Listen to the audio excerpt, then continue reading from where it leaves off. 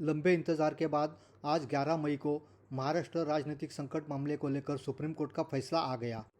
इस फैसले की वजह से महाराष्ट्र की शिंदे फडणवीस की सरकार बच गई है। कोर्ट ने साफ शब्दों में कहा कि वह विधायकों की अयोग्यता पर फैसला नहीं लेगा। इसके लिए स्पीकर को जल्द फैसला लेने का आदेश दिया गया है।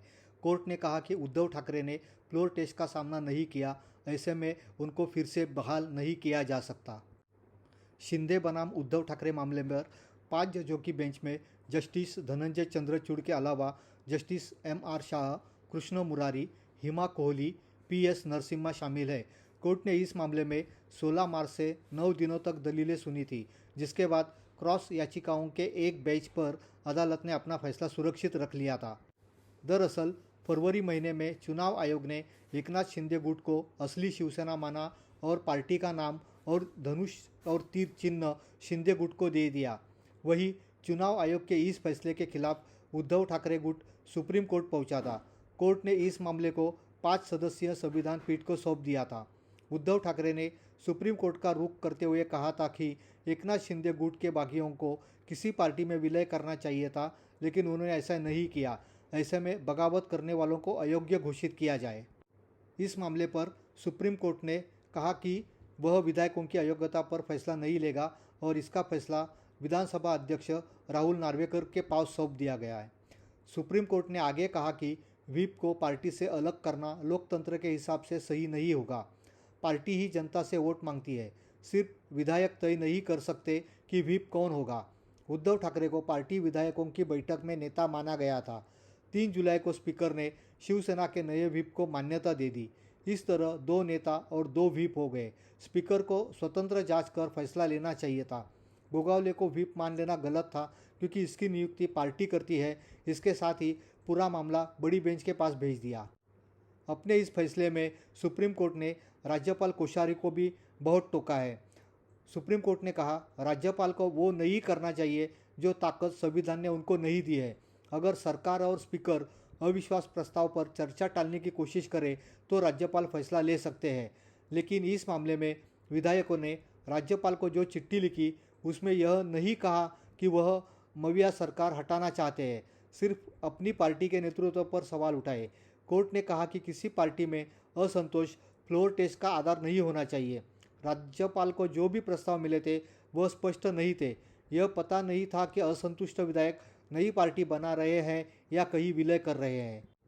दरअसल पिछले साल एकनाथ शिंदे गुट की बगावत के बाद शिवसेना 2 गुटों में बंट गई थी।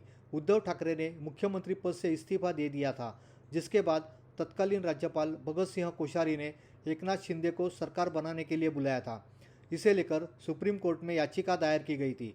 उद्धव ठाकरे गुट की ओर से 16 विधायकों की सदस्यता की वैधता को चुनौती दी गई थी, जिस पर फैसला आया है। चीफ जस्टिस धनंजय चंद्रचूड़ ने गुरुवार को फैसला पढ़ते हुए कहा कि महाराष्ट्र विवाद पर 7 जजों की बेंच विचार करेगी।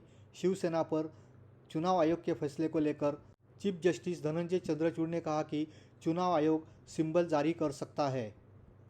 चीफ जस्टिस धनंजय चंद्रचूड़ ने यह भी कहा कि यह बड़ी बेंच को तय करना है कि जब स्पीकर को पद से हटाने का नोटिस लंबित है, तब क्या दल बदल कानून के तहत स्पीकर को अयोग्यता पर फैसला करने का अधिकार है या नहीं।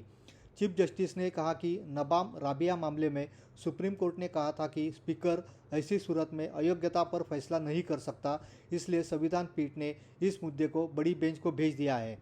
सुप्रीम कोर्ट ने टिप्पणी करते हुए कहा कि स्पीकर को सिर्फ राजनीतिक दल द्वारा नियुक्त व्हिप को ही मान्यता देनी चाहिए। उद्धव ठाकरे के इस्तीफे को लेकर शिंदे सरकार बच गई है।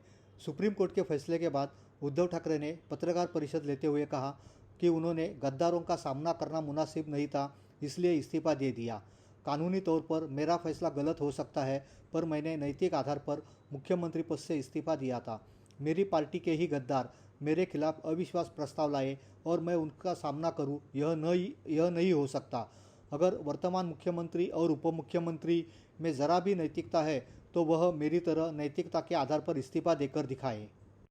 उद्धव ठाकरे के इस बयान के बाद मुख्यमंत्री एकनाथ शिंदे ने कहा, नैतिकता की बात अब करने से अच्छा तब करनी चाहिए थी जब चुनाव हुआ था। तब अगर लोगों का निर्णय देखते हुए नैतिकता की बात करते तो भाजपा शिवसेना की सरकार बन जाती, लेकिन इन्होंने कुर्सी पाने के लिए फैसला लिया। एकनाथ शिंदे ने यह भी कहा कि आज सत्य की जीत हुई है, लोकतंत्र में बहुमत का महत्व होता है, हमने कानून के मुताबिक सरकार बनाई। उद्धव ठाकरे को मालूम था कि उनके पास बहुमत नहीं है, सुप्रीम कोर्ट के फैसले का हम स्वागत करते हैं।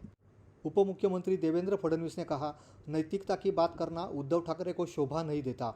मैं उनसे पूछता हूं कि भाजपा के साथ चुनकर आए और मुख्यमंत्री बनने के लिए कांग्रेस और एनसीपी के साथ जब गए तब नैतिकता को कौन से डिब्बे में डाला था? उन्होंने डर के कारण इस्तीफा दिया था।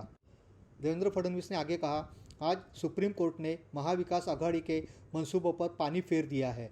महाविकास आघाड़ी की साजिश नाकाम हो गई है। सुप्रीम कोर्ट ने माना है कि महाराष्ट्र की मौजूदा सरकार पूरी तरह संवैधानिक है।